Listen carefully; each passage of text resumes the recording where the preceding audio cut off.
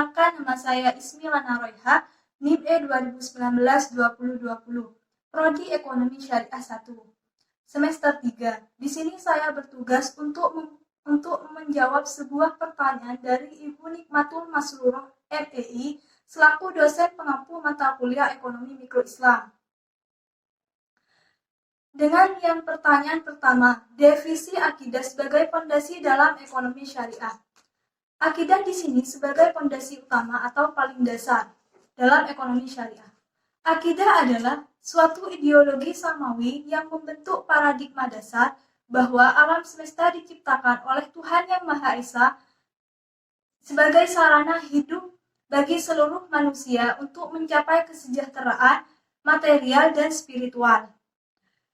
Dalam konsep akidah, setiap aktivitas umat manusia memiliki akuntabilitas ilahi yang menempatkan perangkat syariah sebagai parameter kesesuaian antara aktivitas usaha dengan prinsip syariah. Akidah yang baik diharapkan membentuk integritas yang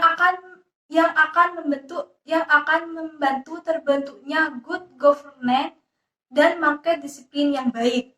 Oleh karena itu, akidah menjadi fondasi paling utama guna meneropong syariah dan akhlak serta kesetiakawanan ukhuwah. Pertanyaan yang kedua,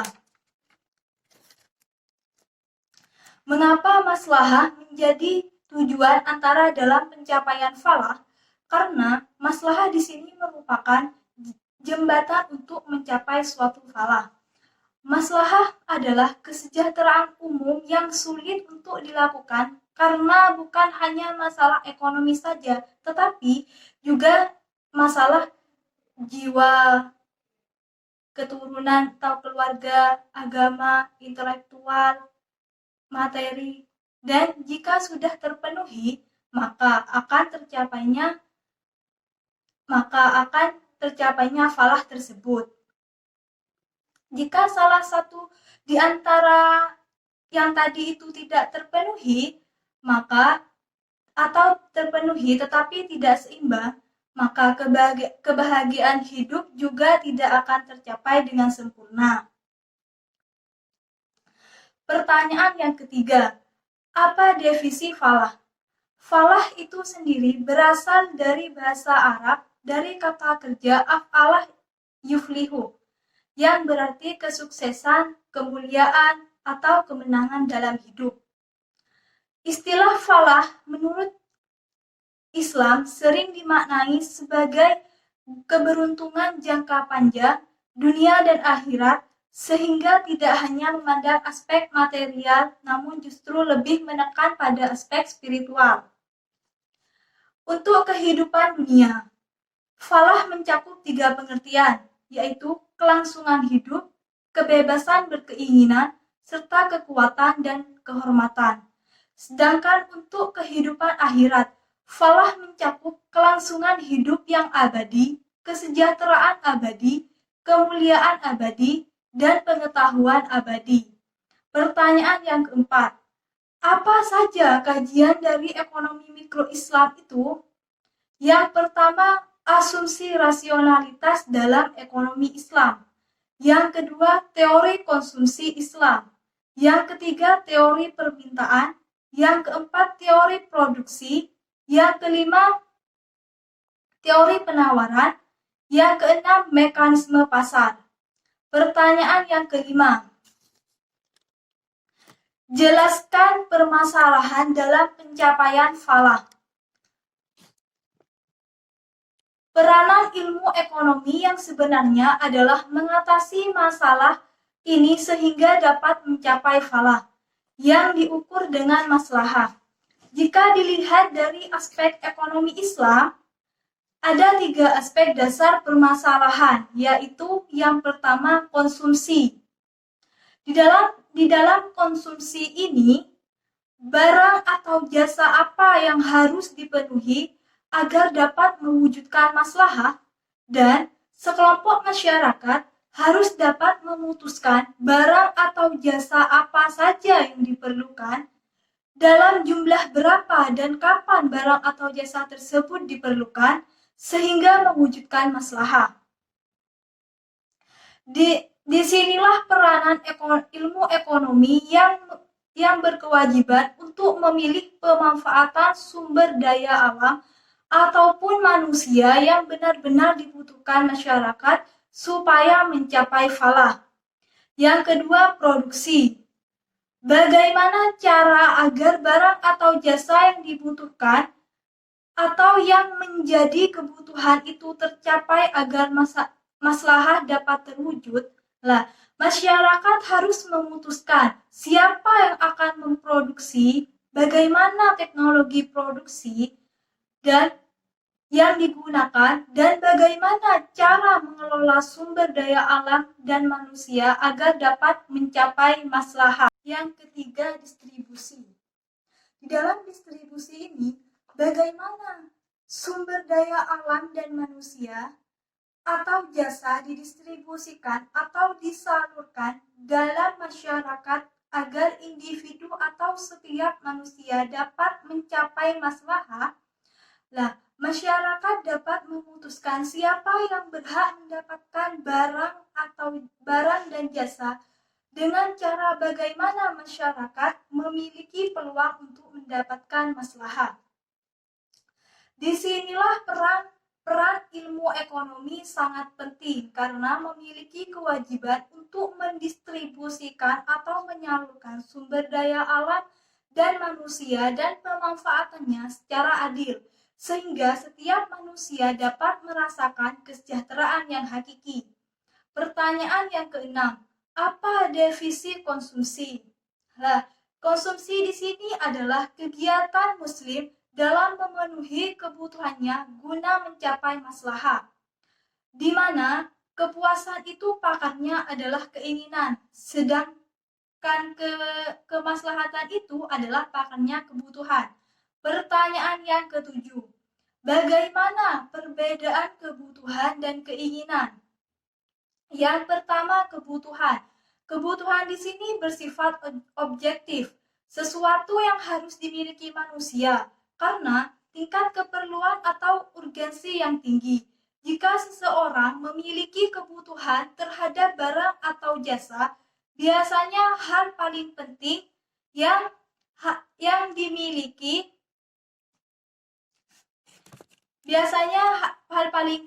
yang menjadi pertimbangan adalah manfaat yang dapat diambil dari barang atau jasa tersebut beserta fungsinya. Yang kedua, keinginan. Keinginan di sini bersifat subjektif, tidak terlalu berpengaruh pada kelangsungan hidup seseorang. Pemenuhan terhadap keinginan biasanya bersifat kepuasan semata dan cenderung menyesuaikan terhadap selera individu. Keinginan bisa bersifat positif jika pemenuhannya memberi nilai tambah atau memberi dukungan terhadap pemenuhan kebutuhan yang telah tercapai. Pertanyaan ke-8. Bagaimana perbedaan keputusan dan maslahah? Maslahah dan keputusan dapat terlihat pada perbedaan keduanya, yaitu maslahah mengandung dua unsur, yaitu manfaat dan berkah. Di mana di dalam maslahah ini, kegiatan konsumsinya memelihara kehalalan dan keharamannya, maka akan mendapatkan manfaat fisik serta keberkahan berupa pahala. Berbeda dengan kepuasan yang tidak memerhatikan kehalalan dan keharamannya, maka ia dapatkan hanya kepuasan saja. Pertanyaan ke-9. Coba terangkan formulasi masalah. Formulasi masalah di sini, formulasi maslahah. Formulasi maslahah di sini dapat dirumuskan menjadi M sama dengan F ditambah B, di mana M di sini adalah maslahah, F di sini adalah manfaat, dan B di sini adalah berkah. Sementara dalam paparan di muka telah disebutkan bahwa Berkah merupakan interaksi antara manfaat dan pahala, sehingga berkah itu dapat dirumuskan menjadi B sama dengan F berinteraksi dengan P, di mana P di sini adalah pahala total. Nah, kenapa pahala itu bisa dihitung? Karena kita menggunakan asumsi bahwa semuanya itu bisa dihitung. Jadi, pahala itu merupakan sebuah angka tapi tidak dapat tahu angkanya itu seperti apa. Yang pasti adalah Anda melakukan kegiatan konsumsi dengan cara yang halal, maka Anda akan mendapatkan pahala sebagaimana yang telah dijanjikan oleh Allah. Di mana P di sini adalah P total. Adapun pahala total dapat dirumuskan menjadi P sama dengan frekuensi kegiatan dikali dengan pahala per unit kegiatan. Sehingga berkah itu dapat dirumuskan dengan mensubstitusikan persamaan 4.3 ke persamaan 4.2, maka dirumuskan menjadi B sama dengan F dikali frekuensi kegiatan pahala per unit kegiatan, di mana F di sini adalah manfaat. Selanjutnya melakukan substitusi persamaan 4.4 ke persamaan 4.1, maka diperoleh dengan rumus M sama dengan F ditambah F dikali frekuensi kegiatan dikali dengan frekuensi kegiatan pahala per unit. Kita sederhanakan menjadi M sama dengan F buka kurung 1 ditambah frekuensi kegiatan dikali pahala per unit. Pertanyaan ke-10. Paparkan cara pengukuran maslahah pada konsumsi yang duniawi dan ukhrawi. Kegiatan duniawi diniatkan untuk beribadah, maka di samping kegiatan itu akan memberikan manfaat, bahkan juga akan memberikan berkah bagi pelakunya. Anggap sebagai contoh di sini adalah kegiatan membeli surat kabar yang dipergunakan untuk kepentingan sendiri dan umum, maka dan dilakukan secara berulang. Di sini, selain adanya berkah yang bisa dirasakan oleh pelaku karena ada niat baik, juga ada manfaat yang dirasakan oleh mereka ikut memanfaatkan surat kabar. Kegiatan ukhrawi. Kegiatan ukhrawi di sini bisa disebut dengan konsumsi ibadah, di mana pada dasarnya adalah segala konsumsi atau menggunakan harta di jalan Allah fisabilillah. Islam memberikan imbalan terhadap belanja atau konsumsi ibadah dengan pahala yang sangat besar. Misalnya senilai 700 unit. Dan setiap kali dilakukan amal kebaikan akan mendapatkan imbalan pahala yang sama, yaitu 700 kali lipat. Konsumsi ibadah ini meliputi belanja untuk kepentingan jihad, pembangunan sekolah, rumah sakit, usaha penyelidikan ilmiah, dan amal kebaikan lainnya. Besaran angka ini hanya menunjukkan suatu contoh bahwa imbalan pahala suatu amal kebaikan adalah sangat besar dibandingkan dengan imbalan siksa atau suatu perbuatan dosa. Besarnya berkah yang diterima berkaitan dengan besarnya pahala dan maslahah yang ditimbulkan. Yang pertanyaan ke-11. Apa yang dimaksud dengan the law diminishing marginal utility, yaitu hukum yang mengatakan bahwa jika seseorang mengkonsumsi suatu barang dengan frekuensi yang diulang-ulang, maka nilai tambahan kepuasan dari konsumsi berikutnya akan menjadi menurun. Pertanyaan yang ke-12. Jelaskan perbedaan muslim yang peduli maslahah dan muslim yang tidak peduli maslahah. Yang pertama, muslim yang peduli maslahah, yaitu semakin konsumen peduli terhadap keberadaan berkah dalam konsumsi, maka tingkat kejenuhan maslahah yang ia terima semakin rendah. Dan sebaliknya, sedangkan muslim yang tidak peduli terhadap maslahah adalah semakin konsumen tidak peduli terhadap maslahah, terhadap keberadaan berkah dalam konsumsi, maka tingkat kejenuhan maslahah yang akan ia terima semakin banyak. Pertanyaan ke-13. Jelaskan perbedaan cardinal approach dan ordinal approach. Cardinal approach di sini atau disebut dengan pendekatan marginal adalah mengkonsumsi bahwa semua kegiatan konsumsi itu bisa dihitung atau bisa diangkakan.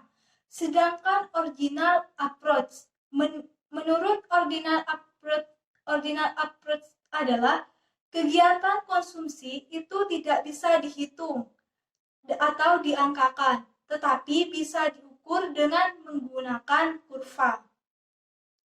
Pertanyaan ke-14. Apa definisi marginal maslahah? Yaitu perubahan maslahah baik berupa manfaat atau berkah sebagai akibat berubahnya jumlah barang yang dikonsumsi. Pertanyaan ke-15. Jelaskan maksud dari kebutuhan daruriyat, hajiyat, dan tahsiniyat.